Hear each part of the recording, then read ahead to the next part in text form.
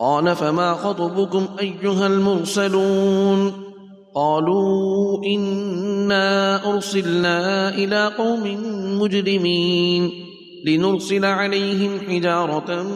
من طين مسومة عند ربك للمسرفين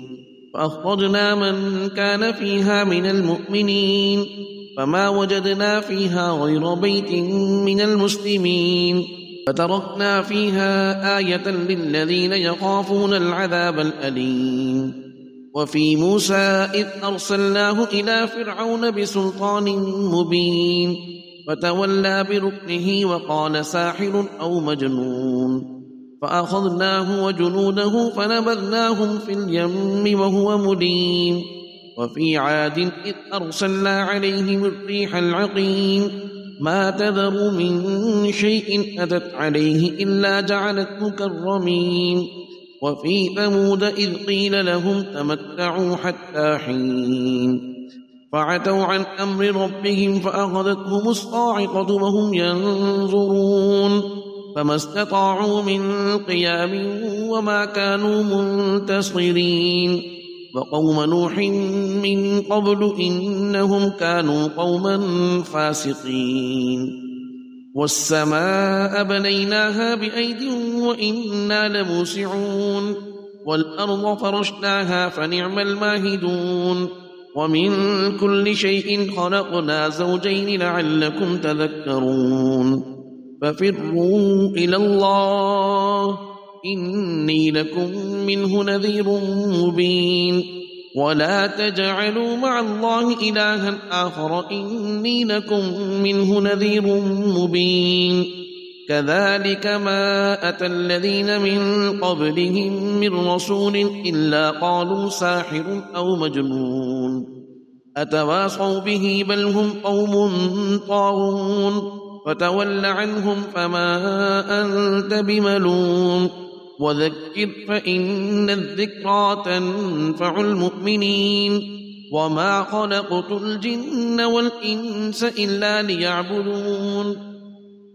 ما أريد منهم من رزق وما أريد أن يطعمون إن الله هو الرزاق ذو القوة المتين. فإن للذين ظلموا ذنوبا مثل ذنوب أصحابهم فلا يستعجلون فويل للذين كفروا من يومهم الذي يوعدون. والطور وكتاب مسطور في رق منشور والبيت المعمور والسقف المرفوع والبحر المسجور إن عذاب ربك لواقع ما له من دافع يوم تمور السماء مورا وتسير الجبال سيرا فويل يومئذ للمكذبين الذين هم في خوض يلعبون. يوم يدعون إلى نار جهنم دعا هذه النار التي كنتم بها تكذبون أفسحر هذا أم أنتم لا تبصرون اصلوها فاصبروا أو لا تصبروا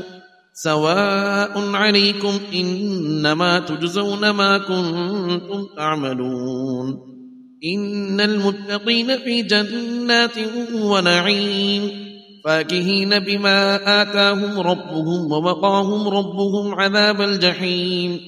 كلوا واشربوا هنيئا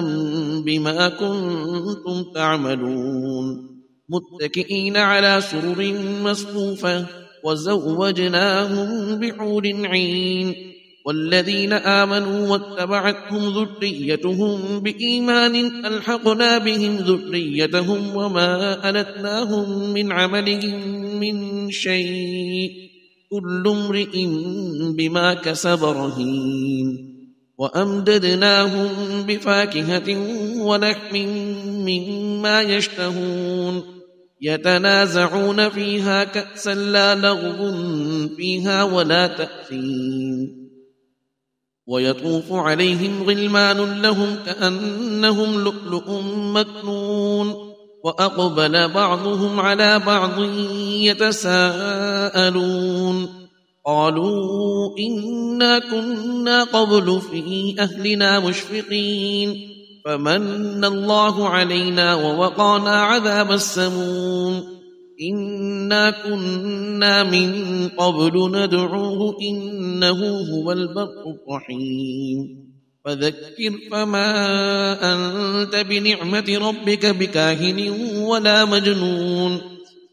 أم يقولون شاعر نتربص به ريب المنون قل تربصوا فإني معكم من المتربصين أم تأمرهم أحلامهم بهذا أم هم قوم طاغون أم يقولون تقوله بل لا يؤمنون فليأتوا بحديث مثله إن كانوا صادقين أم خلقوا من غير شيء أم هم الخالقون أم خلقوا السماوات والأرض بل لا يوقنون أم عندهم خزائن ربك أم هم المسيطرون أم لهم سلم يستمعون فيه فليأت مستمعهم بسلطان مبين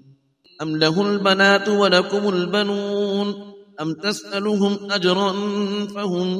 من مغرم مثقلون أم عندهم الغيب فهم يكتبون أم يريدون كيدا الذين كفروا هم المكيدون أم لهم إله غير الله سبحان الله عما يشركون وإن يروا كسفا من السماء ساقطا يقولوا سحاب مركوم فذرهم حتى يلاقوا يومهم الذي فيه يسحقون يوم لا يغني عنهم كيدهم شيئا ولا هم ينصرون وإن للذين ظلموا عذابا دون ذلك ولكن أكثرهم لا يعلمون واصبر لحكم ربك فإنك بأعيننا وسبح بحمد ربك حين تقوم ومن الليل فسبحه وإدبار النجوم والنجم إذا هوى ما ضل صاحبكم وما غوى وما ينطق عن الهوى إن هو إلا وحي يوحى علمه شديد القوى ذو مرة فاستوى وهو بالأفق الأعلى ثم دنا فتدلى فكان قاب قوسين أو أدنى فأوحى إلى عبده ما أوحى ما كذب الفؤاد ما رأى أفتمارونه على ما يرى ولقد رآه نزلة أخرى عند سدرة المنتهى عندها جنة المأوى إذ يغشى السدرة ما يغشى ما زاغ البصر وما طغى لقد رأى من آيات ربه الكبرى أفرأيتم اللات والعزى ومناة الثالثة الأخرى ألكم الذكر وله الأنثى تلك إذا قسمة ضيزى إن هي إلا أسماء سميتموها أنتم وآباؤكم ما أنزل الله بها من سلطان إن يتبعون إلا الظن وما تهوى الأنفس ولقد جاءهم من ربهم الهدى أم للإنسان ما تمنى فلله الآخرة والأولى وكم من ملك في السماوات لا تغني شفاعتهم شيئا إلا من بعد أن يأذن الله لمن يشاء ويرضى إن الذين لا يؤمنون بالآخرة ليسمون الملائكة تسمية الأنثى وما لهم به من علم إن يتبعون إلا الظن وإن الظن لا يغني من الحق شيئا فأعرض عن من تولى عن ذكرنا ولم يرد إلا الحياة الدنيا ذلك مبلغهم من العلم إن ربك هو أعلم بمن ضل عن سبيله وهو أعلم بمن اهتدى ولله ما في السماوات وما في الأرض ليجزي الذين أساءوا بما عملوا ويجزي الذين أحسنوا بالحسنى الذين يجتنبون كبائر الإثم والفواحش إلا اللمم إن ربك واسع المغفرة هو أعلم بكم إذ أنشأكم من الأرض وإذ أنتم أجنة في بطون أمهاتكم فلا تزكوا أنفسكم هو أعلم بمن اتقى أفرأيت الذي تولى وأعطى قليلا وأتى أعنده علم الغيب فهو يرى أم لم ينبأ بما في صحف موسى وإبراهيم الذي وفى ألا تزر وازرة وزر أخرى وأن ليس للإنسان إلا ما سعى وأن سعيه سوف يرى ثم يجزاه الجزاء الأوفى وأن إلى ربك المنتهى وأنه هو أضحك وأبكى وأنه هو أمات وأحيا وأنه خلق الزوجين الذكر والأنثى من نطفة إذا تمنى وأن عليه النشأة الأخرى وأنه هو أغنى وأقنى وأنه هو رب الشعرى وأنه أهلك عادا الأولى وثمود فما أبقى وقوم نوح من قبل إنهم كانوا هم أظلم وأطغى والمؤتفكة أهوى فغشاها ما غشا فبأي آلاء ربك تتمارى هذا نذير من النذر الأولى أزفت الآزفة ليس لها من دون الله كاشفة أفمن هذا الحديث تعجبون وتضحكون ولا تبكون وأنتم سامدون فاسجدوا لله واعبدوا ضربت الساعة وانشق القمر وإن يروا آية يعرضوا ويقولوا سحر مستمر وكذبوا واتبعوا أهواءهم وكل أمر مستقر ولقد جاءهم من الأنباء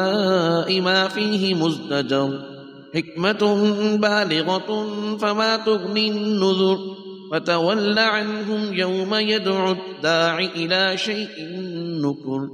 خش عن أبصارهم يخرجون من الأجداث كأنهم جراد منتشر مهطعين إلى الداع يقول الكافرون هذا يوم عسير كذبت قبلهم قوم نوح فكذبوا عبدنا وقالوا مجنون وازدجر فدعا ربه أني مغلوب فانتصر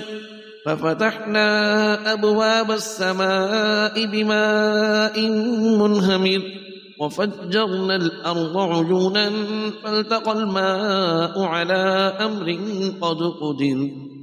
وحملناه على ذات ألواح ودسر تجري بأعيننا جزاء لمن كان كفر ولقد تركناها آية فهل من مدكر فكيف كان عذابي ونذر ولقد يسرنا القرآن للذكر فهل من مدكر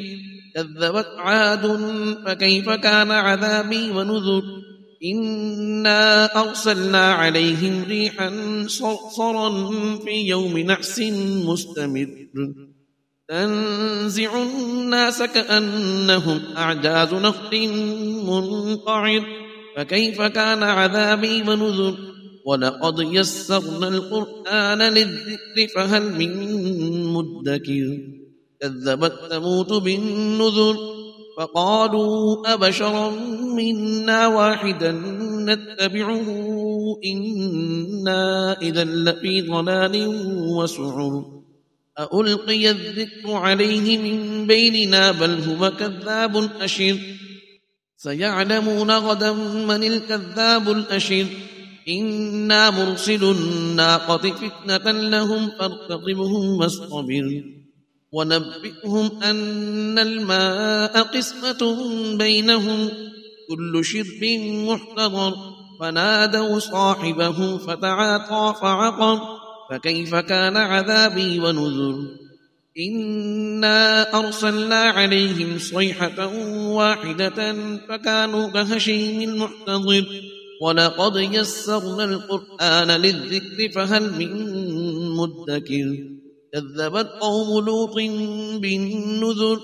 إنا أرسلنا عليهم حاصبا إلا آل لوط نجيناهم بسحر نعمة من عندنا كذلك نجزي من شكر ولقد أنذرهم بطشتنا فتماروا بالنذر ولقد راودوه عن ضيفه فطمسنا أعينهم فذوقوا عذابي ونذر ولقد صبحهم بكرة عذاب مستقر فذوقوا عذابي ونذر ولقد يسرنا القرآن للذكر فهل من مدكر ولقد جاء آل فرعون النذر كذبوا بآياتنا كلها فأخذناهم أخذ عزيز مقتدر أكفاركم خير من أولئكم أم لكم براءة في الزبر أم يقولون نحن جميع منتصر سيهزم الجمع ويولون الدبر بل الساعة موعدهم والساعة أدهى وأمر إن المجرمين في ضلال وسعر يوم يسحبون في النار على وجوههم ذوقوا مس سقر إنا كل شيء خلقناه بقدر وما أمرنا إلا واحدة كلمح بالبصر ولقد أهلكنا أشياعكم فهل من مدكر وكل شيء فعلوه في الزبر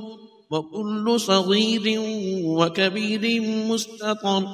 إن المتقين في جنات ونهر في مقعد صدق عند مليك مقتدر الرحمن علم القرآن خلق الإنسان علمه البيان الشمس والقمر بحسبان والنجم والشجر يسجدان والسماء رفعها ووضع الميزان ألا تطغوا في الميزان وأقيموا الوزن بالقسط ولا تخسروا الميزان والأرض وضعها للأنام فيها فاكهة والنخل ذات الأكمام والحب ذو العصف والريحان فبأي آلاء ربكما تكذبان خلق الإنسان من صلصال كالفخار وخلق الجان من مارج من نار فبأي آلاء ربكما تكذبان رب المشرقين ورب المغربين فبأي آلاء ربكما تكذبان مرج البحرين يلتقيان بينهما برزخ لا يبغيان فبأي آلاء ربكما تكذبان يخرج منهما اللؤلؤ والمرجان فبأي آلاء ربكما تكذبان وله الجوار المنشآت في البحر كالأعلام فبأي آلاء ربكما تكذبان كل من عليها فان ويبقى وجه ربك ذو الجلال والإكرام فبأي آلاء ربكما تكذبان يسأله من في السماوات والأرض كل يوم هو في شأن فبأي آلاء ربكما تكذبان سنفرغ لكم أيها الثقلان فبأي آلاء ربكما تكذبان يا معشر الجن والإنس إن استطعتم أن تنفذوا من أقطار السماوات والأرض فانفذوا لا تنفذون إلا بسلطان فبأي آلاء ربكما تكذبان يرسل عليكما شواظ من نار ونحاس فلا تنتصران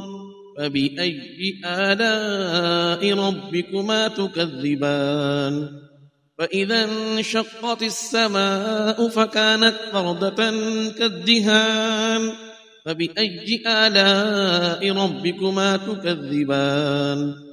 فيومئذ لا يسأل عن ذنبه إنس ولا جان فبأي آلاء ربكما تكذبان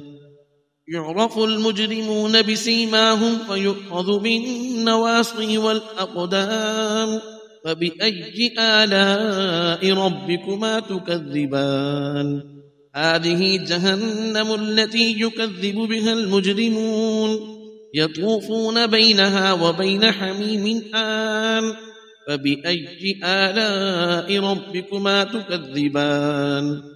ولمن خاف مقام ربه جنتان فبأي آلاء ربكما تكذبان ذواتا أفنان فبأي آلاء ربكما تكذبان فيهما عينان تجريان فبأي آلاء ربكما تكذبان فيهما من كل فاكهة زوجان فبأي آلاء ربكما تكذبان متكئين على فرش بطائنها من استبرق وجنى الجنتين دان فبأي آلاء ربكما تكذبان فيهن قاصرات الطرف لم يطمثهن إنس قبلهم ولا جان فبأي آلاء ربكما تكذبان كأنهن الياقوت والمرجان فبأي آلاء ربكما تكذبان هل جزاء الإحسان إلا الإحسان فبأي آلاء ربكما تكذبان ومن دونهما جنتان فبأي آلاء ربكما تكذبان مدهامتان فبأي آلاء ربكما تكذبان فيهما عينان نضاختان فبأي آلاء ربكما تكذبان فيهما فاكهة ونخل ورمان فبأي آلاء ربكما تكذبان فيهن خيرات حسان فبأي آلاء ربكما تكذبان حور مقصورات في الخيام فبأي آلاء ربكما تكذبان لم يطمثهن إنس قبلهم ولا جان فبأي آلاء ربكما تكذبان متكئين على رفرف خضر وعبقري حسان فبأي آلاء ربكما تكذبان تبارك اسم ربك ذي الجلال والإكرام إذا وقعت الواقعة ليس لوقعتها كاذبة خافضة رافعة إذا رجت الأرض رجا وبست الجبال بسا فكانت هباء منبثا وكنتم أزواجا ثلاثة فأصحاب الميمنة ما أصحاب الميمنة وأصحاب المشأمة ما أصحاب المشأمة والسابقون السابقون أولئك المقربون في جنات النعيم ثلة من الأولين وقليل من الآخرين على سرر موضونة متكئين عليها متقابلين يطوف عليهم ولدان مخلدون بأكواب وأباريق وكأس من معين لا يصدعون عنها ولا ينزفون وفاكهة مما يتخيرون ولحم طير مما يشتهون وحور عين كأمثال اللؤلؤ المكنون جزاء بما كانوا يعملون لا يسمعون فيها لغوا ولا تأثيما إلا قيلا سلاما سلاما وأصحاب اليمين ما أصحاب اليمين في سدر مخضود وطلح منضود وظل ممدود وماء مسكوب وفاكهة كثيرة لا مقطوعة ولا ممنوعة وفرش مرفوعة إنا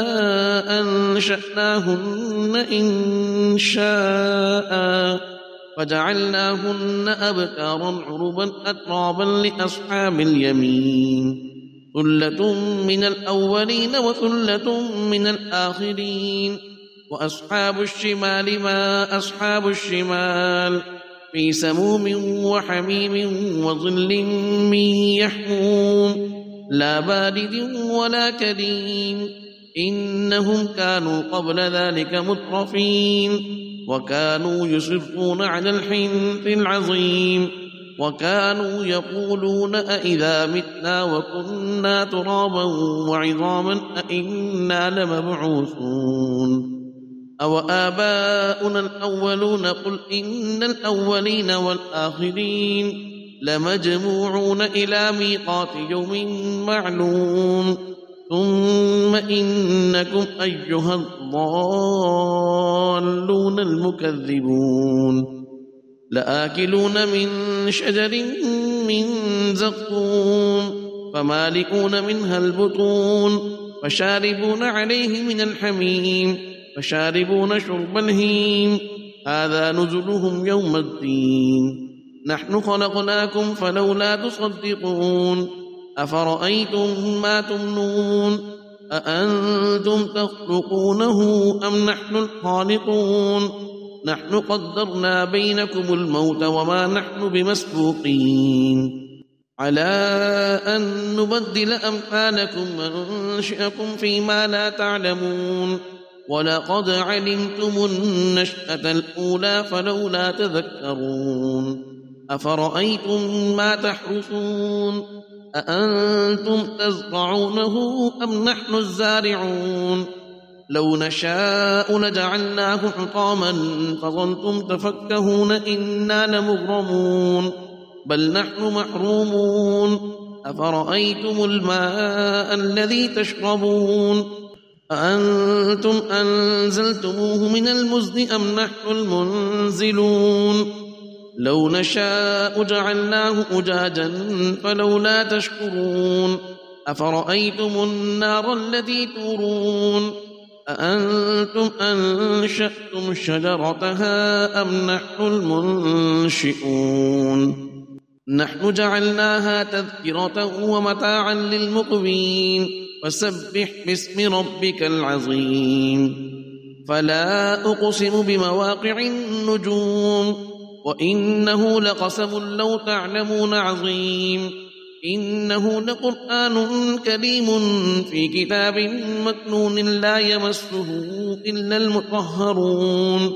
تنزيل من رب العالمين أفبهذا الحديث أنتم مدهنون وتجعلون رزقكم أنكم تكذبون فلولا إذا بلغت الحلقوم وأنتم حينئذ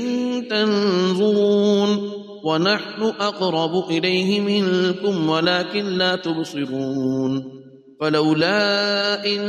كنتم غير مدينين ترجعونها إن كنتم صادقين فأما إن كان من المقربين فروح وريحان وجنة نعيم وأما إن كان من أصحاب اليمين فسلام لك من أصحاب اليمين وأما إن كان من المكذبين الضالين فنزل من حميم وتصلية جحيم إن هذا لهو حق اليقين فسبح باسم ربك العظيم سبح لله ما في السماوات والأرض وهو العزيز الحكيم له ملك السماوات والأرض يحيي ويميت وهو على كل شيء قدير هو الأول والآخر والظاهر والباطن وهو بكل شيء عليم هو الذي خلق السماوات والأرض في 6 أيام ثم استوى على العرش يعلم ما يلج في الأرض وما يخرج منها وما ينزل من السماء وما يعرج فيها وهو معكم أينما كنتم والله بما تعملون بصير له ملك السماوات والأرض وإلى الله ترجع الأمور يولج الليل في النهار ويولج النهار في الليل وهو عليم بذات الصدور آمنوا بالله ورسوله وأنفقوا مما جعلكم مستخلفين فيه فالذين آمنوا منكم وأنفقوا لهم أجر كبير وما لكم لا تؤمنون بالله والرسول يدعوكم لتؤمنوا بربكم وقد أخذ ميثاقكم إن كنتم مؤمنين هو الذي ينزل على عبده آيات بينات ليخرجكم من الظلمات إلى النور وإن الله بكم لرؤوف رحيم وما لكم ألا تنفقوا في سبيل الله ولله ميراث السماوات والأرض لا يستوي منكم من أنفق من قبل الفتح وقاتل أولئك أعظم درجة من الذين أنفقوا من بعد وقاتلوا وكلا وعد الله الحسنى والله بما تعملون خبير من ذا الذي يقرض الله قرضا حسنا فيضاعفه له وله أجر كريم يوم ترى المؤمنين والمؤمنات يسعى نورهم بين أيديهم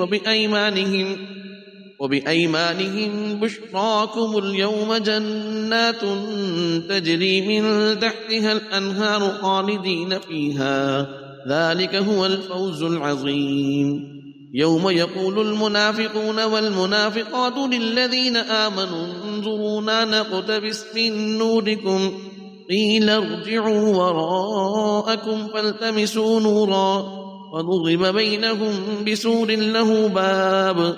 باطنه فيه الرحمة وظاهره من قبله العذاب ينادونهم ألم نكن معكم قالوا بلى ولكنكم فتنتم أنفسكم وتربصتم وارتبتم وغرتكم الأماني حتى جاء أمر الله وغركم بالله الغرور فاليوم لا يؤخذ منكم فدية ولا من الذين كفروا مأواكم النار هي مولاكم وبئس المصير ألم يأن الذين آمنوا أن تخشع قلوبهم لذكر الله وما نزل من الحق ولا يكونوا كالذين أوتوا الكتاب من قبل فطال عليهم الأمد فقست قلوبهم وكثير منهم فاسقون اعلموا أن الله يحيي الأرض بعد موتها قد بينا لكم الآيات لعلكم تعقلون إن المصدقين والمصدقات وأقرضوا الله قرضا حسنا يضاعف لهم ولهم أجر كريم والذين آمنوا بالله ورسله أولئك هم الصديقون والشهداء عند ربهم لهم أجرهم ونورهم والذين كفروا وكذبوا بآياتنا أولئك أصحاب الجحيم اعلموا أنما الحياة الدنيا لعب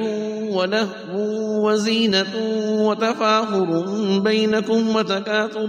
في الأموال والأولاد كمثل غيث أعجب الكفار نباته ثم يهيج فتراه مصفرا ثم يكون حطاما وفي الآخرة عذاب شديد ومغفرة من الله ورضوان وما الحياة الدنيا إلا متاع الغرور سابقوا إلى مغفرة من ربكم وجنة عرضها كعرض السماء والأرض أعدت للذين آمنوا بالله ورسله ذلك فضل الله يؤتيه من يشاء والله ذو الفضل العظيم ما أصاب من مصيبة في الأرض ولا في أنفسكم إلا في كتاب من قبل أن نبرأها إن ذلك على الله يسير لكي لا تأسوا على ما فاتكم ولا تفرحوا بما آتاكم والله لا يحب كل مختال فخور الذين يبخلون ويأمرون الناس بالبخل ومن يتول فإن الله هو الغني الحميد لقد أرسلنا رسلنا بالبينات وأنزلنا معهم الكتاب والميزان ليقوم الناس بالقسط وأنزلنا الحديد فيه بأس شديد ومنافع للناس وليعلم الله من ينصره ورسله بالغيب إن الله قوي عزيز ولقد أرسلنا نوحا وإبراهيم وجعلنا في ذريتهما النبوة والكتاب فمنهم مهتد وكثير منهم فاسقون ثم قفينا على آثارهم برسلنا وقفينا بعيسى ابن مريم وآتيناه الإنجيل وجعلنا في قلوب الذين اتبعوه رأفة ورحمة رهبانية ابتدعوها ما كتبناها عليهم إلا ابتغاء رضوان الله فما رعوها حق رعايتها فآتينا الذين آمنوا منهم أجرهم وكثير منهم فاسقون يا أيها الذين آمنوا اتقوا الله وآمنوا برسوله يؤتكم كفلين من رحمته ويجعل لكم نورا تمشون به ويغفر لكم والله غفور رحيم لئلا يعلم أهل الكتاب ألا يقدرون على شيء من فضل الله وأن الفضل بيد الله يؤتيه من يشاء والله ذو الفضل العظيم نفس إن لم تظفري لا تجزعي وإلى